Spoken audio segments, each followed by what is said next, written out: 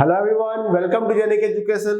हम लोगों ने बहुत सा टॉपिक कवर कर लिया है, जैसे ट्रांसफर फंक्शन, आपका सिस्टम मॉडलिंग और various types of control system जो था वो हम लोग कवर कर चुके हैं सारा चीज। अब हम लोग यहाँ पे जो है प्रॉब्लम डिस्कशन करना इंपॉर्टेंट है, क्योंकि बिना प्रॉब्लम से तो कोई फायदा नहीं, बस थ्योरी पढ़ते जा रहे हैं तो उससे कोई फायदा नहीं। तो हम लोग न्यूमेरिकल प्रॉब्लम देखते हैं जो एग्जाम रिलेवेंट है, ऐसे नहीं कि मतलब अंदाजी मतलब कुछ भी क्वेश्चन सॉल्व कर ले। तो एग्जाम रिलेवेंट जो क्वेश्चंस आते हैं वो हम लोग यहाँ पे सॉल्व करने वाले हैं। ठीक है, तो हम लोग आप बस देखते रहिए।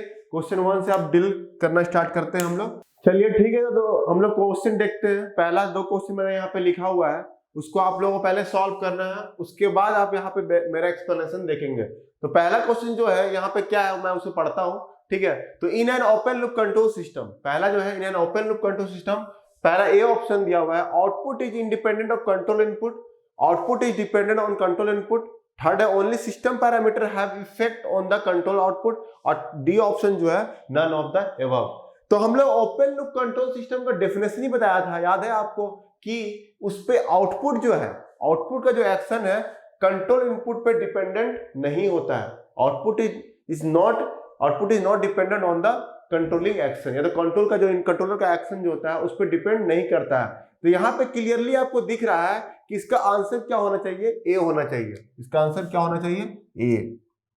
क्लियरली आपको दिख रहा है इसका आंसर ए होना चाहिए। इसका सॉल्यूशन जो होगा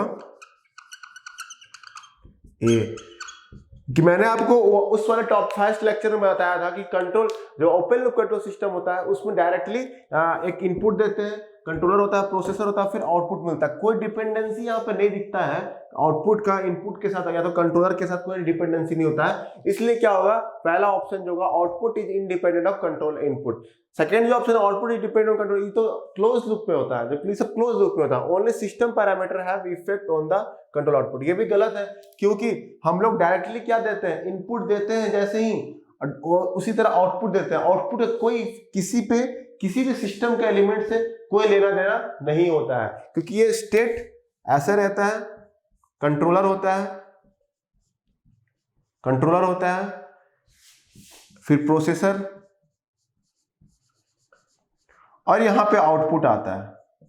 यही तो होता है ना। तो यहां पे देख रहे हैं डायरेक्टली आउटपुट है, किसी भी एलिमेंट से कोई कंपैरिजन है क्या, कोई डिपेंडेंसी नहीं है, वहां से आउटपुट मिलता है, ना कि कोई ये प्रोसेसर किस पे आउटपुट पे डिपेंड कर रहा है क्या, नहीं कर रहा है, कंट्रोलर डिपेंड कर रहा है क्या, नहीं कर रहा है।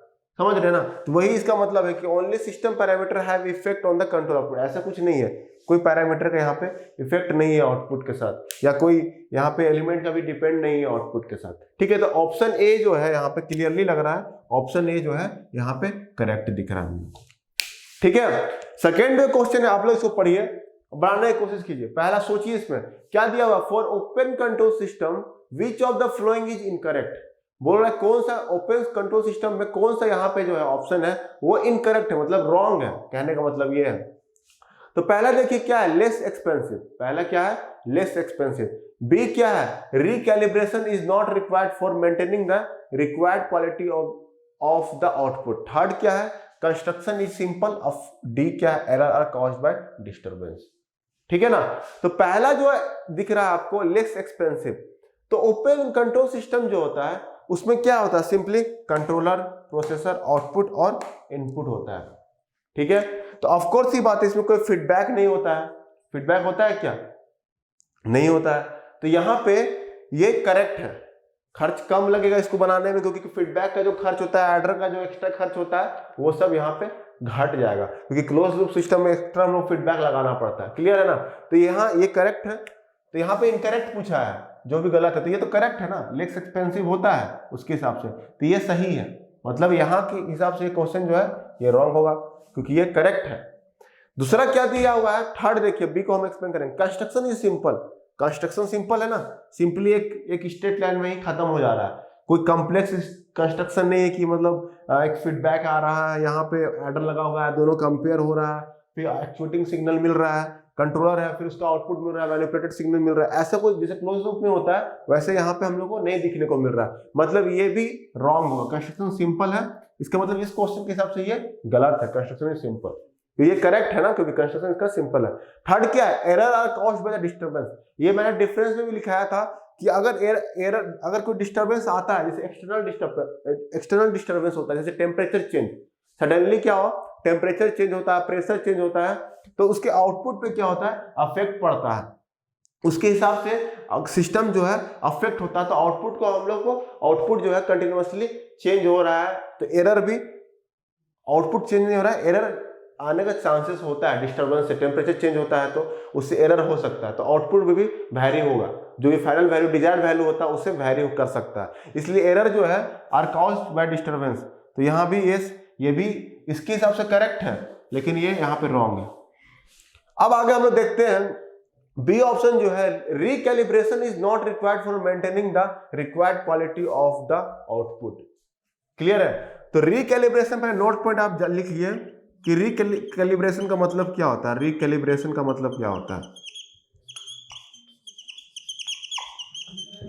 तो रिकैलिब्रेशन का मतलब क्या होता है, मतलब जैसे कि हम लोग बहुत से एलिमेंट होता है, वोल्ट मीटर, एमीटर, ये सब क्या होता है, इस सब का जो आउटपुट होता है, जो रिजल्ट देता है, सब मेजर करता है जो भी चीज, जैसे वोल्ट मीटर क्या मेजर करता है, वोल्टेज, एमीटर क्या मेजर करता है, करंट, तो ये सब क्या करता है, ये सब जो डिजायर्ड वैल्यू को, पार्टिकुलरली एरर को जीरो करने के लिए हमें बार बार कैलिब्रेट करना पड़ता है। किसी भी ऑब्जेक्ट या इंस्ट्रूमेंट्स को, किसी भी इंस्ट्रूमेंट्स को हम लोग कैलिब्रेशन करते रहते हैं हर एक टाइम पे इंटरवल में, उसका टाइम पीरियड होता है 2 मंथ, 3 मंथ, 5 मंथ के बाद हम लोग उसको कैलिब्रेट करना पड़ता है, रिकैलिब्रेट करना पड़ता है, ताकि उसका जो आउटपुट आए वो परफेक्ट मिले, एक्यूरेसी हाई मिले, एरर जो हो जीरो हो। क्लियर है ना? तो यहां पे क्या बोल रहा है, recalibration is not required for maintaining, not required मतलब क्या हुआ कि नॉट रिक्वायर्ड मतलब क्या समझ रहे हैं कि मतलब ये जो ओपन लूप सिस्टम है हमेशा परफेक्ट रिजल्ट देता हो, डिजायर्ड रिजल्ट देता है उसका मतलब, इसलिए यहाँ पे रिकैलिब्रेशन जरूरत नहीं है, कहने का मतलब ये है। लेकिन ये तो गलत है ना, क्योंकि अगर हल्का भी टेम्परेचर चेंज हो रहा है तो हम लोग जानते हैं डिस्टर्बेंस आ रहा है, तो एरर जो होता है, एरर मिलता है हमको, तो सिस्टम में एरर मिलने स्टार्ट हो जाता है, मिलता है ना, D option, error are caused by the disturbance. तो डिस्टर्बेंस के चलते क्या होता है, एरर हमको मिलता है, एरर मिलता है। तो क्या करते हैं, तो रिकैलिब्रेशन का मतलब यहाँ पे क्या हुआ कि हम लोग इंस्ट्रूमेंट को रिकैलिब्रेट करना पड़ता था कि एरर हमको ना मिले, तो ये गलत हो गया, ये करेक्ट यहाँ पे आंसर है जो ओपन लूप सिस्टम के लिए वैलिड है, क्योंकि हमको ओपन लूप सिस्टम को बार बार रिकैलिब्रेट करना पड़ेगा। कैलिब्रेट करने से क्या होगा कि उसका जो डिजायर आउटपुट है हम लोग को मिलेगा, डिजायर आउटपुट मिलने का चांसेस होता है। तो रिकैलिब्रेशन इज रिक्वायर्ड, नॉट लिखा हुआ इज रिक्वायर्ड, क्योंकि एरर मिलता है, एरर हल्का भी एरर आता है, डिस्टर्बेंस से भी एरर इसमें ऑब्जर्व हो जाता है। क्लियर यहां तक? ठीक है, तो ये था 2 क्वेश्चन, और अभी हम लोग क्वेश्चन इसमें डिस्कस करेंगे, 10-12 क्वेश्चन हम लोग देखेंगे इस पे। ठीक है, तो क्वेश्चन नंबर 3 देखिए आप लोग, क्वेश्चन नंबर 3 में क्या दिया हुआ है, पढ़िए, पहले क्वेश्चन अपने से बनाने की कोशिश कीजिए, उसके बाद सॉल्यूशन देखिए कैसे मैंने इसको डिस्कस किया। उसी तरह क्वेश्चन 4 को भी आप लोग नोट कीजिएगा, उसका पहले सब क्वेश्चन को अच्छे से नोट कीजिएगा, नोट में पहले बता रहा हूँ, उसके बाद आप खुद से सॉल्व कीजिएगा रफ में, उसके बाद यहाँ पे देखने की कोशिश कीजिएगा। ठीक है, तो क्वेश्चन नंबर 3 में क्या दिया हुआ है, in close loop control system with positive value of feedback gain, feedback gain जो है वो पॉजिटिव वैल्यू दिया हुआ, the overall gain of the system will be, overall gain निकालना है। तो कल ही मैंने इस चीज को डिस्कस किया था, कल ही इस बात को डिस्कस किया था कि ओवरऑल गेन जो है डिक्रीज भी करता है, इंक्रीज करता है, डिपेंड ऑन द, किस पे डिपेंड करता है, फीडबैक गेन पे भी डिपेंड करता है। तो यहाँ पे कौन सा फीडबैक है ये नहीं दिया हुआ है, दिया है क्या, नहीं दिया हुआ है, क्योंकि ये तो positive value of feedback gain मतलब एच ऑफ फेज जो है, यहाँ पे इसका कहने का मतलब हुआ एच ऑफ फेज जो है, क्वेश्चन नंबर 3 यहाँ पर डिस्कस कर रहा हूं, तो क्वेश्चन नंबर 3 का एच ऑफ फेज जो है इसका कहने का मतलब पॉजिटिव है, ये पॉजिटिव दिया हुआ है। ठीक है ना, तो यहाँ पे बाय डिफॉल्ट हम लोग क्या लेके चलते हैं, बाय डिफॉल्ट मैंने नोट पॉइंट करके लिखाया था कि बाय डिफॉल्ट हम लेते हैं positive feedback, sorry negative feedback, by default क्या लेते हैं, नेगेटिव फीडबैक। क्लियर है ना, तो बाय डिफॉल्ट नेगेटिव फीडबैक लेते हैं, और हम लोग गेन क्या जानते हैं, CS/RS जो है वहां पे ओवरऑल गेन जो रहता है वो क्या होता है, जो निकालेंगे ओवरऑल गेन क्या होगा, G of S divide by 1 minus plus G of S into H of S, यही तो होता है। तो अगर ये पॉजिटिव, ये तो पॉजिटिव है ही, G ऑफ S तो पॉजिटिव ही रहता है, अगर ये पॉजिटिव है बाय डिफॉल्ट तो ये पार्ट तो हमेशा ग्रेटर देन 1 होगा ना, ये पार्ट तो हमेशा ग्रेटर देन 1 ही होगा ना। Transfer function, close loop transfer function यही होता है, क्लोज लूप ट्रांसफर फंक्शन जो है यही होता है। अब अगर डिनोमिनेटर ग्रेटर देन 1 होगा, क्योंकि ये तो पॉजिटिव है तो ये नेगेटिव होने का सवाल ही पैदा नहीं होता, तो ये ग्रेटर देन 1 हो गया, समझ रहे हैं। तो ओवरऑल गेन क्या हो गया, ओवरऑल ये ओवरऑल गेन है, तो ओवरऑल गेन क्या हो गया, overall gain of system, overall gain of system क्या हो गया, दिस इज इक्वल टू, ये डिक्रीज कर जाएगा, 1 से लेस देन होगा ना, लेस देन 1 मतलब डिक्रीजेस, लेस देन 1 होगा तो ये क्या हो जाएगा, डिक्रीजेस हो जाएगा। तो समझ में आ रहा है कि नहीं, मतलब हम लोग क्या किए, अगर नेगेटिव बाय डिफॉल्ट होकर हम लोग नेगेटिव फीडबैक कंसीडर करते हैं तो उसका ट्रांसफर फंक्शन ये होता है। अगर एच ऑफ एस जो यहाँ पे दिया हुआ है पॉजिटिव दिया हुआ है, पॉजिटिव दिया हुआ है तो इसका वैल्यू जो होगा, डिनोमिनेटर का वैल्यू दिया होगा वो ग्रेटर देन 1 होगा, तो 1 होगा तो ओवरऑल गेन क्या होगा, डिक्रीज करेगा। तो इस केस में क्या हो जाएगा, इसका जो हो ऑप्शन होगा वो ए होगा, डिक्रीजेस। अब हम लोग देखते हैं क्वेश्चन नंबर 4। क्वेश्चन नंबर 4 जो है इसको आप लोग लिख लिए होंगे।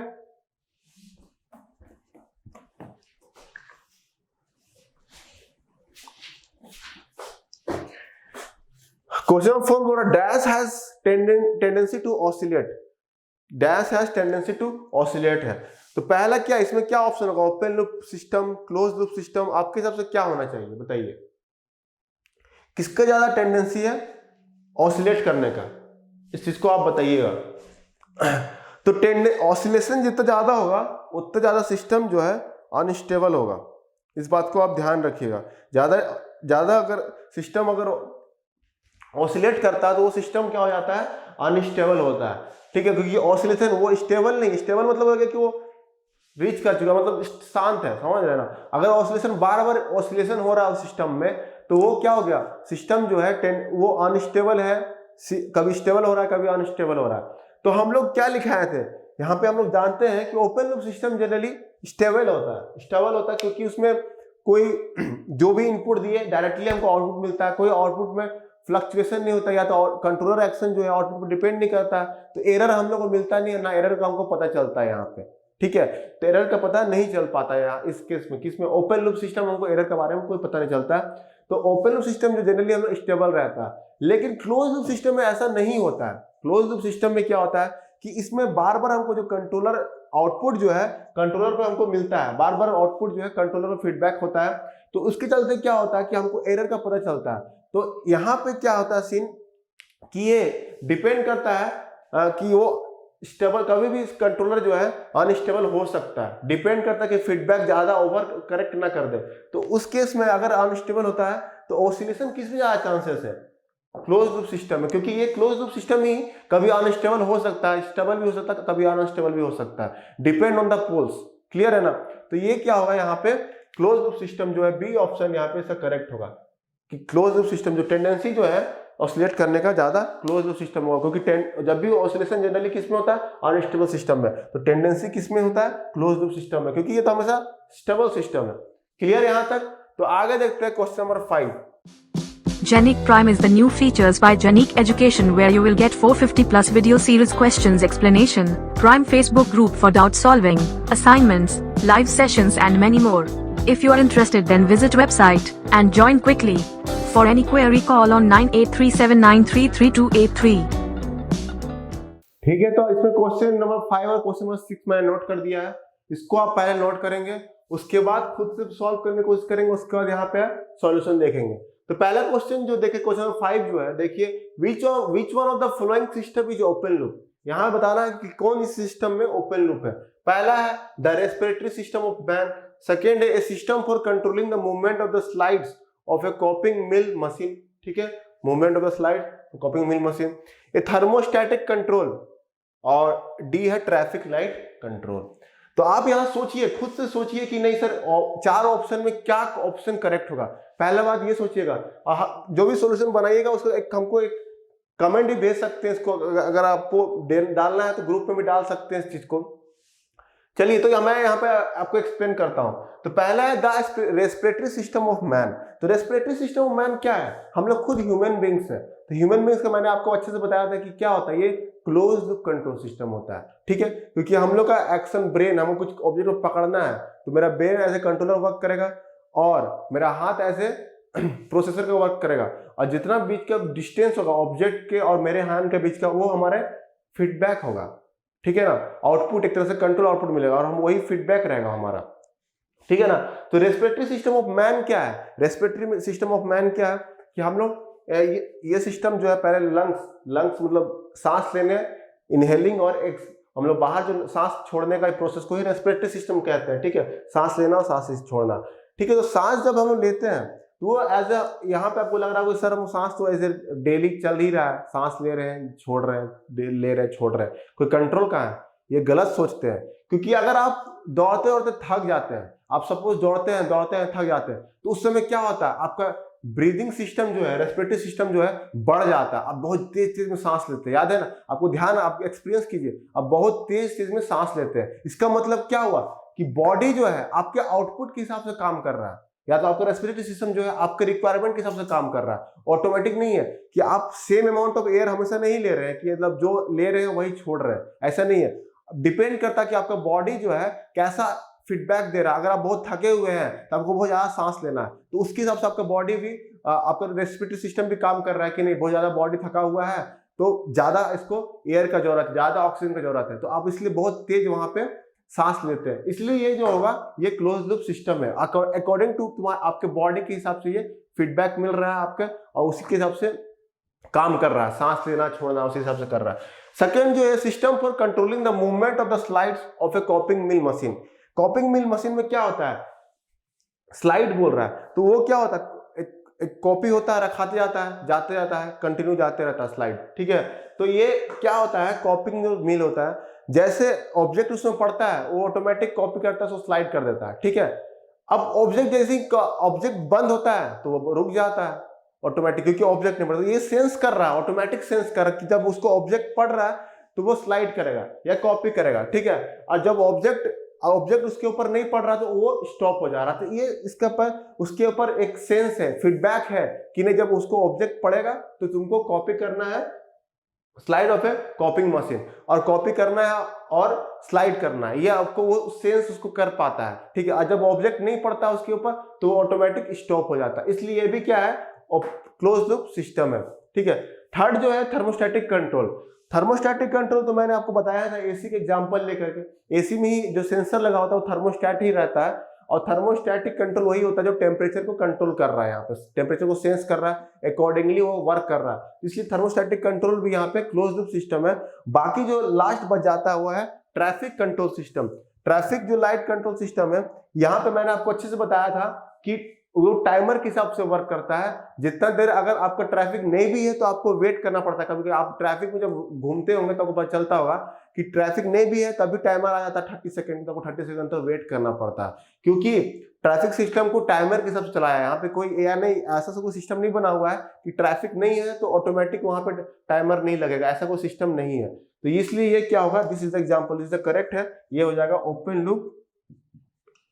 Loop control system. क्लियर है, तो ऑप्शन डी यहाँ पे करेक्ट होगा। क्वेश्चन नंबर 6 जो है, देखिए क्वेश्चन नंबर 6, क्वेश्चन नंबर 5 हम लोगों ने डिस्कस कर लिया है, तो क्वेश्चन नंबर 6 देखते हैं। तो क्वेश्चन नंबर 6 में हमको क्या दिख रहा है, फिजिकल एक्शन और एक्टिविटी एक तरफ है और एक तरफ है कैटेगरी ऑफ सिस्टम। क्लियर है, तो आपको जैसे यहाँ पे एक्टिविटी है उसके हिसाब से आपको मैच करना है। क्लियर है, तो मैच करने के लिए आप क्या कीजिएगा, यहाँ पे पहला जो है ह्यूमन रेस्पिरेटरी सिस्टम, ये तो आपको ह्यूमन रेस्पिरेटरी सिस्टम मैंने बताया था, ये क्लोज लूप सिस्टम है, क्लोज लूप सिस्टम है। और ये कैसा सिस्टम है, नेचुरली, बायोलॉजिकली हम लोग गॉड गिफ्टेड है, मैन मेड नहीं है, ठीक है। तो पहला जो आपका मैच कर रहा है, किससे मैच कर रहा है, यहाँ चारों में से मैन मेड कंट्रोल सिस्टम, ये नहीं हो सकता। Natural including biological control system, ये आपको राइट लग रहा है यहाँ पे, क्योंकि नेचुरल है। क्लियर है, दूसरा जो है pointing of an object with a finger से हम किसी ऑब्जेक्ट को दिखा रहे हैं ऐसे करके, मतलब क्यों दिखा रहे हैं, ये भी तो हम यहाँ पे आपको क्या लग रहा है, ये भी आपको नेचुरल लग रहा है कि नहीं। हमको मान लीजिए हमको कोई बोला जाता है कि देखिए उस ऑब्जेक्ट को, या तो कोई ऑब्जेक्ट को हमको दिखाया जा रहा है, इस ऑब्जेक्ट को ऐसे मैं पॉइंट कर रहा हूं, तो मतलब मेरा माइंड वहां पे एज ए कंट्रोलर वर्क कर रहा है और मेरा हाथ एज ए प्रोसेसर वहां पे वर्क कर रहा है, और उस ऑब्जेक्ट को हम लोग पॉइंट कर रहे हैं, तो ये भी क्या दिख रहा है आपको, नेचुरली दिख रहा है। नेचुरली ये भी आपका 2 हो जाएगा, ये भी क्या हो जाएगा, 2 हो जाएगा। Pointing of an object with a finger, natural including biological control system. Clear है। थर्ड है a man driving a car, a man driving a car, एक आदमी है और एक कार को ड्राइव कर रहा है। तो आदमी यहाँ पे क्या है, बायोलॉजिकल नेचुरल, कार क्या है, मैन मेड है, जो आदमी बनाया है। तो मैन मेड जो है, और आदमी अपने दिमाग से उसको राइड कर रहा है, कितना स्पीड कंट्रोल करना, कितना बढ़ाना, एक्सीलेटर जो उसमें आता है, वो जो एक्सीलेटर है, क्लच है, वो इसमें कार में जो आता है वो मैन मेड है। इसलिए यहाँ पे उसके यूज से, मतलब कहने का मतलब यहाँ पे ये हो रहा है कि नेचुरल, मतलब मैन जो है कार को ड्राइव कर रहा है, मतलब नेचुरल थिंग्स जो है मैन मेड को ऑपरेट कर रहा है। मतलब हम लोग अपने ब्रेन जो है यहाँ पे कंट्रोलर की तरह काम कर रहा है, और प्रोसेसर जो यहाँ पे हमारा पैर है, लेकिन क्लच ऑब्जेक्ट जो हो रहा है, क्लच वगैरह जो ब्रेक हो रहा है, वो सब मैन मेड है ना, तो वो सब भी इंक्लूड है यहाँ पे। इसलिए यहाँ पे क्या होगा, इसका सी का जो है थर्ड होगा, control action with man made भी है एंड नेचुरल, क्योंकि इसमें मैन जो है यहाँ पे नेचुरल है और ये कार जो है ये मैन मेड है। ये क्लियर हो रहा है कि नहीं, आप लोगों को समझ आ जाना चाहिए अच्छे से। लास्ट जो है thermostatic control room heater. Thermostatic control room heater जो है ये तो फुल्ली मैन मेड है, जो मैं आपको एसी जैसे होता है उसी तरह रूम हीटर भी ले लीजिए। रूम हीटर भी क्या है, फुल्ली मैन मेड है, ऑटोमेटिक अंदर कंट्रोल हो रहा है, तो ये हो जाएगा 1। क्लियर है। तो ऐसे आपको मैच करना है। तो ये होता है क्वेश्चन नंबर 6, ये आपका ओपन लूप, यहाँ पे प्रॉब्लम खत्म होता है। ओपन लूप और क्लोज लूप का 6 प्रॉब्लम मैंने किया है, इससे होप कि आपको समझ आ गया हो। ठीक है, आगे हम लोग ट्रांसफर फंक्शन का प्रॉब्लम देखते हैं। तो हम लोग जो है क्वेश्चन नंबर 7 देख रहे थे। क्वेश्चन नंबर 7 में आपका क्या था प्रॉब्लम, यहाँ पे हमको क्या निकालना है, पहले क्वेश्चन खुद से पहले नोट कीजिएगा, उसके बाद खुद से ट्राई कीजिएगा क्या ऑप्शन मैच कर रहा है, उसके हिसाब से आप यहाँ फिर उसके बाद सॉल्यूशन देखेंगे। तो यहाँ पे क्या है, इनिशियली पहला क्वेश्चन मैं पढ़ता हूँ। Initially rest linear system is subject to, initially rest मतलब इनिशियल कंडीशन 0 है। Linear system is subjected to input, input दिया हुआ है, यह इनपुट है r of t equal to 1 minus e to the power minus T, t greater than equal to 0। इसका मतलब क्या हुआ, t greater than equal to 0 का मतलब है, यहां से पता चल रहा है कि ये यहाँ u of t भी होगा। इसका कहने का मतलब है, क्योंकि u of t जो है t greater than equal to 0 के लिए ही वैलिड होता है, कहने का मतलब ये है। और the response of the system is for t, फिर यहाँ t greater than equal to 0 is given by c of t। Response बोले तो आउटपुट, आउटपुट जो है 1 minus e to the power minus 2t दिया हुआ है। क्लियर है। तो c of t यहाँ पे आपको क्या दिया हुआ है, यहाँ पे देखिए c of t equal to 1 minus e to the power minus 2t दिया है। ठीक है, यहाँ मतलब u of t भी शो कर सकते हैं, क्योंकि t greater than equal to 0 पे वैलिड है। ठीक है, तो अगर और यहाँ पे r of t जो दिया हुआ है इनपुट, ये भी 1 minus e to the power minus t u of t दिया हुआ है। क्लियर है। तो यहाँ पे आपको क्या चाहिए, फाइंड ट्रांसफर फंक्शन निकालना है, ट्रांसफर फंक्शन निकालना है। तो ट्रांसफर फंक्शन का आप डेफिनेशन जानते हैं। ट्रांसफर फंक्शन का डेफिनेशन क्या होता है, लाप्लास ट्रांसफॉर्म ऑफ आउटपुट, जो रेस्पॉन्स है उसका, divided by Laplace transform of input, input का लाप्लास ट्रांसफॉर्म। ठीक है, क्लियर है। तो लाप्लास ट्रांसफॉर्म ऑफ आउटपुट जो है क्या है, ये है आउटपुट रेस्पॉन्स का। ठीक है, तो आउटपुट का इसका लाप्लास ट्रांसफॉर्म को लेना पड़ेगा। तो उसका क्या हो जाएगा, Laplace transform of c of t क्या होगा बताइए आप लोग, इसको मल्टीप्लाई कीजिएगा तो u of t minus e to the power minus 2t u of t, ये होगा कि नहीं, क्लियर है। इसका आपको लाप्लास ट्रांसफॉर्म लेना है, इसका लाप्लास ट्रांसफॉर्म लीजिए आप। तो आपको पता होगा लाप्लास ट्रांसफॉर्म जो है u of t का क्या होगा, अगर आप निकालते हैं तो मैंने आपको लाप्लास ट्रांसफॉर्म डिस्कस किया था इसके बारे में, तो इसका क्या था 1/s होता है। क्लियर है ना। और e to the power minus 2t u of t का क्या होता है, आपको मैंने उसमें लिखवाया था, क्या लिखवाया था, 1/s प्लस a होता है। तो यहाँ पे a के जगह पे 2 है तो s प्लस 2 हो जाएगा। क्लियर है। तो अब इसको एलसीएम ले सकते हैं, तो s इंटू एस प्लस 2 और ऊपर चला जाएगा तो s, एलसीएम लेंगे s प्लस 2 माइनस s, तो यहाँ पर 2 हो जाएगा। क्लियर है। तो ये क्या निकला, c of s निकला आपका, ये निकला c of s, ये equal to c of s ही होगा बाय r of s होगा, यही तो होगा लाप्लास ट्रांसफॉर्म। अब यहाँ पे आपको क्या चाहिए, r of s चाहिए। तो r of s के लिए r of t को लाप्लास, इसका आपको लाप्लास ट्रांसफॉर्म लेना होगा। तो Laplace transform of r of t, ये क्या होगा, इसका लिखिए फिर से u of t minus u of t e to the power minus T. Clear है? इसका अगर आप लोग लाप्लास ट्रांसफॉर्म लेते हैं तो इसका क्या हो जाएगा 1/s माइनस 1/s प्लस 1। समझ में आ रहा है ना क्या किया मैंने? वही चीज सेम चीज, ये u है, ये u है, 4 मत समझिएगा इसको, u है तो 1/s माइनस 1/s प्लस 1। इसका अगर आप लाप्लास ट्रांसफॉर्म लेते हैं तो ये r ऑफ s है, दिस इज इक्वल टू, इसका लाप्लास ट्रांसफॉर्म तो ले चुके हैं, इसका एलसीएम लीजिए s इंटू s प्लस 1 और ये हो जाएगा s plus 1 minus s cut जाएगा तो 1/s इंटू s प्लस 1 हो जाएगा, ये r ऑफ s है। समझ में आया कि नहीं यहां तक? अब यहां पे वो क्या चाहिए? ट्रांसफर फंक्शन चाहिए। ट्रांसफर फंक्शन क्या होता है? c ऑफ s बाय r ऑफ s, यही ना होता है? तो c ऑफ s क्या था? 2/s इंटू s प्लस 2 था और r ऑफ s क्या था? वहां से 1/s इंटू s प्लस 1 है। अब इसको यहां पे क्या करना होगा? आप अपने हिसाब से लिख दीजिए, कर गया? आपका क्या आंसर मिल गया? 2 into S plus 1 by S plus 2, यही तो आंसर है। समझ में आया कि नहीं? तो ये आपका ऑप्शन कौन सा मैच कर रहा है? सी। तो आपको कभी भी ट्रांसफर फंक्शन निकालना है तो डेफिनेशन ध्यान में रहना चाहिए और उसके हिसाब से आप प्रोसीड कीजिएगा कैसे करना है। तो लाप्लास ट्रांसफॉर्म निकालना है तो पहले देखेंगे कौन सा रेस्पॉन्स है, कौन है इनपुट है, तो उसके हिसाब से हम लोग प्रोसीड करेंगे। तो क्वेश्चन नंबर हम 8 देखते हैं। इसी में क्वेश्चन नंबर 8 जो देखते हैं,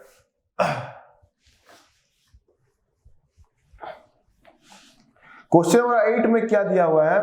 आपका इंपल्स रेस्पॉन्स दिया हुआ है, आपका इंपल्स रेस्पॉन्स दिया हुआ। क्वेश्चन नंबर 8 जो है इंपल्स रेस्पॉन्स दिया हुआ किसी सिस्टम का, इसको आप नोट कीजिएगा। Impulse response of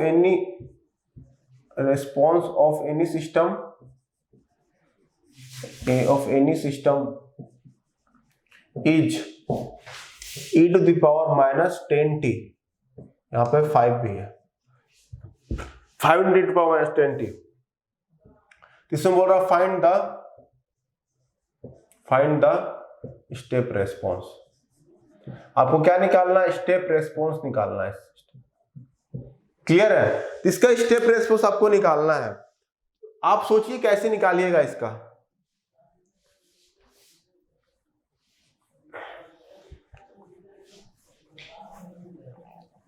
step response निकालना है तो आप सोचिए कैसे निकालेगा। सोच लिए कि नहीं सोचिए, बताइए आप सोचिए कि नहीं, ये चीज बताइए।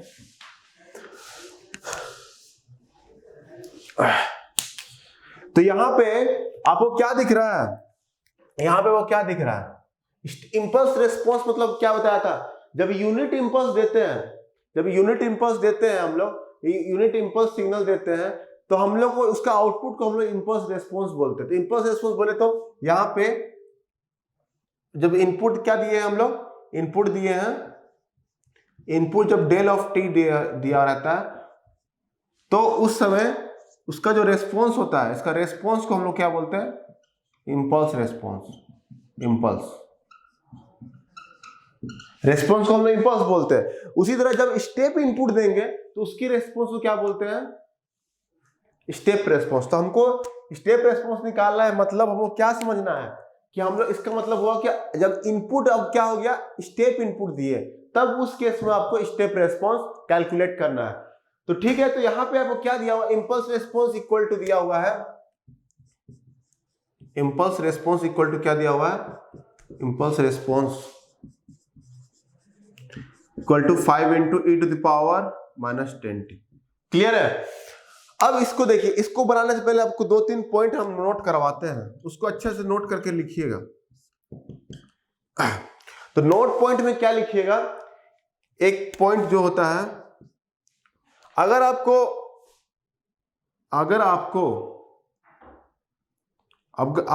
आपको डेल ऑफ टी चाहिए, बोले तो यूनिट इंपल्स इनपुट चाहिए, ये किसके बराबर होता है? डिफरेंशिएशन। ये नोट पॉइंट करके लिखते जाइएगा। डेल ऑफ टी, उस समय मैं थोड़ा इसको नहीं बताया था, जब हमको वेरियस सिग्नल का आपको बताया था, उसमें इस सबको डिस्कस नहीं कर पाया था। तो ठीक है, तो यहाँ पे आप देख लीजिए, इसको नोट कर लीजिएगा। डेल ऑफ टी अगर इंपल्स रेस्पॉन्स है, यूनिट इंपल्स इनपुट दिया है, ये किसके बराबर होगा? Differentiation of unit step input, unit step input का डिफरेंशिएशन कर देंगे तो हमको क्या मिल जाएगा, यूनिट इंपल्स मिल जाता है। क्लियर है, यहां क्लियर है कि नहीं। उसी तरह सेम अगर आपको u ऑफ t चाहिए तो इसको भी आपको डिफरेंशिएट करना होगा, r ऑफ t को डिफरेंशिएट करना पड़ेगा तभी ना मिलेगा। क्योंकि देखिए r ऑफ t क्या था, r ऑफ t था क्या, t into u of t था। इसको आप डिफरेंशिएट कीजिएगा, t into u of t, वहां पर डिफरेंशिएशन मैंने बताया था जब लाप्लास ट्रांसफॉर्म पढ़ाया था, तो d r of t by dt कीजिएगा तो क्या होगा, इसको डिफरेंशिएशन u ऑफ t ही आएगा। समझ में आ रहा है कि नहीं। तो उसी को मैं यहाँ पे लिख दे रहा हूं जनरलाइज करके, आप इसको नोट कर लीजिएगा। क्लियर है ना, इसको नोट करके लिखिएगा। उसी तरह अगर आपको यहां से u ऑफ t चाहिए, यहां से अगर u ऑफ t चाहिए तो इसका इंटीग्रेशन करना होगा आपको, डेल ऑफ t का इंटीग्रेशन करना होगा। इंटीग्रेशन करेंगे डेल ऑफ t का तो आपको u ऑफ t मिल जाएगा। क्लियर है कि नहीं, यहां पे समझ में आ रहा है। उसी तरह इसका भी इंटीग्रेशन करेंगे, r ऑफ t, इसका इंटीग्रेशन कर देंगे तो r ऑफ t हमको मिल जाएगा। यहाँ पे आपको समझ आ रहा होगा, इंटीग्रेशन डिफरेंशिएशन क्लियरली हर चीज समझ आ रहा होगा। तो अब यहाँ पे सब नोट पॉइंट आपको ध्यान में रखना है, ये सब क्या है, नोट पॉइंट आपको ध्यान में रखना है। और एक पॉइंट और लिखिएगा, अगर हमको स्टेप रेस्पॉन्स, तो यहाँ पे क्या कैलकुलेट करना है आपको यहाँ पे क्या कैलकुलेट करना है, आपको कैलकुलेट करना, find the step response calculate करना है। तो इसको दो मेथड से बना सकते हैं, एक कन्वेंशनल मेथड है जो नॉर्मल लाप्लास ट्रांसफॉर्म निकालते हैं और उसको इनवर्स लाप्लास ट्रांसफॉर्म लेकर के कैलकुलेट करेंगे। एक दूसरा मेथड है डायरेक्टली शॉर्टकट मेथड है, तो वो बाद में हम लोग देखेंगे। तो पहले कन्वेंशनल मेथड 1 में हम लोग देखते हैं मेथड 1 से कैसे निकालेंगे। मेथड 1 में कैसे निकालेंगे ये देखिए आप लोग। मेथड 1 में आपको क्या दिख रहा है, इंपल्स रेस्पॉन्स दिया हुआ है, इंपल्स रेस्पॉन्स जो भी दिया है। अब जैसे यहाँ पर सिस्टम है, यहाँ पे देखिए सिस्टम में कुछ भी h ऑफ t है और ये आउटपुट है, सिग्नल है आउटपुट, ये डेल ऑफ t इनपुट है और यहाँ पे सिग्नल है। इंपल्स रेस्पॉन्स क्या दिया हुआ है, 5e⁻−10t दिया हुआ है। इतना क्लियर है कि नहीं आप लोग को। अब यहाँ पे यही तो दिया हुआ है। अब यहाँ पे हमको इसका ट्रांसफर फंक्शन निकालना है, इस सिस्टम का ट्रांसफर फंक्शन निकालना है। क्या होगा इसका ट्रांसफर फंक्शन, तो क्या करते थे हम लोग, ट्रांसफर फंक्शन निकालने के लिए इसका लाप्लास ट्रांसफॉर्म लेते थे।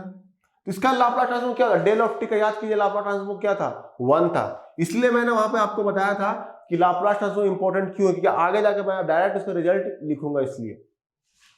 तो इसका ट्रांसफर, इस सिस्टम, ये सिस्टम है और ये सिस्टम जो है, कोई भी अगर यहाँ पे कोई भी अगर हम इंपल्स दे रहे हैं, इंपल्स सिग्नल दे रहे हैं, तो उसका हमको ये रेस्पॉन्स मिल रहा है। इंपल्स सिग्नल दिए तो इसका हमको रेस्पॉन्स ये मिल रहा है, इंपल्स रेस्पॉन्स मिल रहा है ये।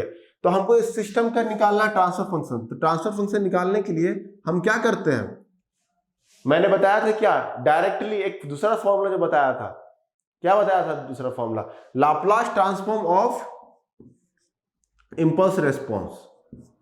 जब ट्रांसफर फंक्शन हम लोग पढ़ाए थे उसमें ऐसे बताया था, इंपल्स रेस्पॉन्स का। ऐसा नहीं लगना चाहिए कि सर इसमें क्या कर दे रहे हैं आप, ये मैं सब बता चुका हूं हर चीज कि ट्रांसफर फंक्शन का दूसरा डिफरेंशिएशन भी क्या था, Laplace transform. Directly impulse response का लाप्लास ट्रांसफॉर्म आप ले लीजिए, डायरेक्टली आपको उसका ट्रांसफर फंक्शन मिल जाएगा। इसका अगर लाप्लास ट्रांसफॉर्म लेना है 5e⁻−10t का, तो इसका क्या होगा, 5s+10 होगा कि नहीं बताइए आप लोग। इसका अगर हम लाप्लास ट्रांसफॉर्म लेते हैं, यहाँ u ऑफ t समझ लीजिए एक तरह से, तो यहाँ पे इसका क्या होगा, आपको मैंने लाप्लास ट्रांसफॉर्म बताया था, इसका क्या होगा, इसका लाप्लास ट्रांसफॉर्म 5/s+10। तो इसका ट्रांसफर फंक्शन क्या निकल गया, 5/s+10 हो गया। क्लियर है, तो ट्रांसफर फंक्शन हम निकाल लिए। अब यहाँ पे क्या होगा कि अब एक पॉइंट और यहाँ पे नोट कीजिएगा, एक पॉइंट और नोट कीजिएगा। ट्रांसफर फंक्शन जो होता है किसी भी सिस्टम का यूनिक होता है, इसको भी नोट कर लीजिएगा।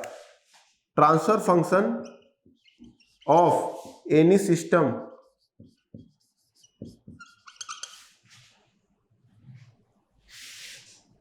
Transfer function of A system, एक पर्टिकुलर सिस्टम को बात कर रहे हैं। Transfer function of A system is unique, unique होता है ट्रांसफर फंक्शन का सिस्टम। सिस्टम का ट्रांसफर फंक्शन क्या होता है, यूनिक होता है। इसको नोट कर लीजिएगा आप लोग। अब यहाँ पे आपको ट्रांसफर फंक्शन मिल गया। अब इसी ट्रांसफर फंक्शन का आपको पता चल गया है, मतलब क्या था 5/s + 10। अब इसमें क्या करना है हमको, सेकेंड ऑप्शन क्या, इसमें क्या दे रहे हैं अब हम यहाँ पे देखेंगे हमको क्या चाहिए, स्टेप रेस्पॉन्स चाहिए। तो अब यहाँ पे वो कब मिलेगा इसको स्टेप रेस्पॉन्स, जब हमको स्टेप इनपुट देंगे। तो यूनिट स्टेप इनपुट हम यहाँ पे दे दिए u(t), तो हमको यहाँ पे स्टेप रेस्पॉन्स निकालना है, यही तो कैलकुलेट करना है ना आपको। ट्रांसफर फंक्शन क्या बोला, यूनिक होता है, तो जो इसका ट्रांसफर यहां से निकला वही तो हम वहां सेम मिलेगा ना। ट्रांसफर फंक्शन सब सिस्टम का एक होता है, चाहे कोई भी इनपुट रहे, यूनिट इनपुट कुछ भी दीजिए, रैंप इनपुट दीजिए, इंपल्स इनपुट दीजिए, स्टेप इनपुट कुछ भी दीजिए, ट्रांसफर फंक्शन जो है यूनिक होता है किसी भी सिस्टम का। तो इस सिस्टम का ट्रांसफर फंक्शन मैंने यहाँ पे दे दिया आपको, क्लियर है। तो इसका इनपुट क्या दिए हैं, u(t) दिए हैं इनपुट। अब यहाँ पे हमको क्या निकालना है, स्टेप रेस्पॉन्स निकालना है। तो स्टेप रेस्पॉन्स के लिए इसका ट्रांसफर फंक्शन डेफिनेशन चाहिए, क्या होगा, C(s) डिवाइडेड बाय R(s). यही तो होता है ना, C(s) बाय R(s) होता है। तो C(s) चाहिए हमको, तो C(s) जो है ट्रांसफर फंक्शन इनटू R(s), यही तो होगा ना, क्लियर है कि नहीं, यहाँ पे बताइए आप लोग।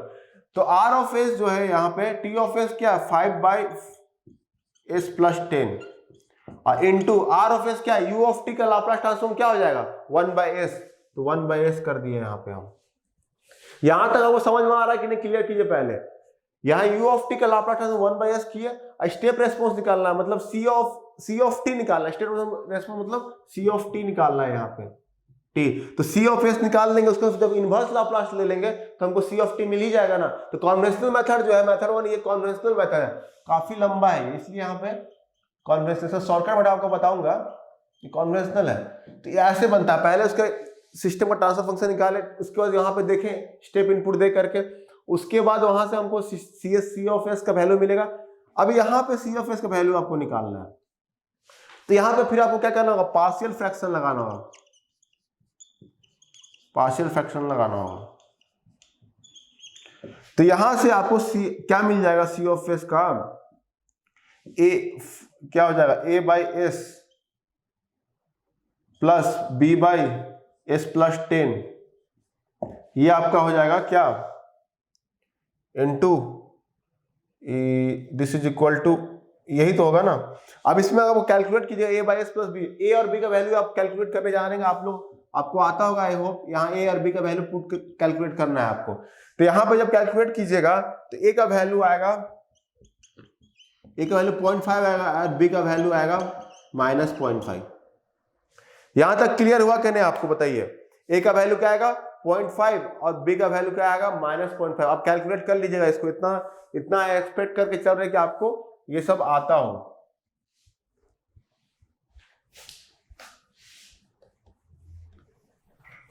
ठीक है, तो a और b का वैल्यू आपको मिल गया यहाँ पे। तो C(s) इक्वल टू क्या हो जाएगा, आप यहाँ पे देखिए C(s) का वैल्यू पुट कर दीजिए, तो क्या आएगा 0.5/s और -0.5/s + 10, यही हुआ ना।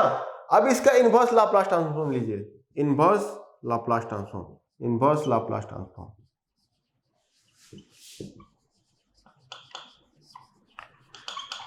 जब इसका इनवर्स लाप्लास ट्रांसफॉर्म लेंगे तो C(t) 0.5 1/s का क्या होता है, u(t) होता है, और -0.5 e to the power -10t u(t), यही होगा क्या होगा, स्टेप रेस्पॉन्स। क्लियर है, मतलब 0.5 आप u(t) को हटा भी सकते हैं और यहाँ पे 0.5 को कॉमन निकाल लीजिए, तो मतलब 1 - e to the power -10t, यही इसका आंसर होगा C(t) का।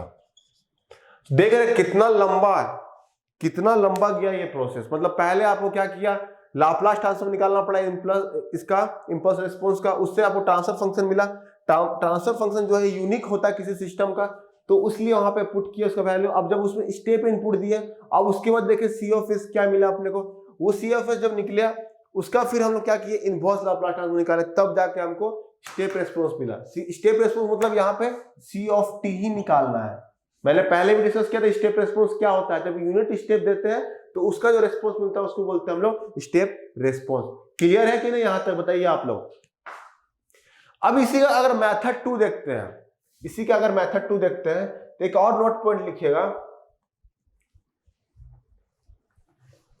नोट पॉइंट और लिखिएगा यहाँ पे। मैंने जो नोट पॉइंट, ये इंपॉर्टेंट नोट पॉइंट है, इसी का मेथड 2 बताने के लिए मैं नोट पॉइंट लिखवा रहा हूं आपको। नोट पॉइंट क्या है, अगर आपको स्टेप रेस्पॉन्स निकालना है डायरेक्टली,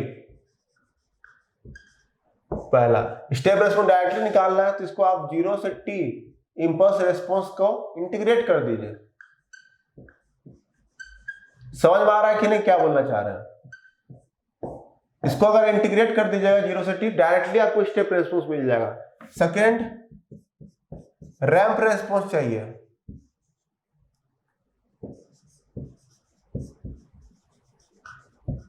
रैंप रेस्पॉन्स चाहिए, इसको भी 0 से t इंटीग्रेट कर देंगे स्टेप रेस्पॉन्स को, तो ये भी मिल जाएगा आपको। क्लियर है कि नहीं?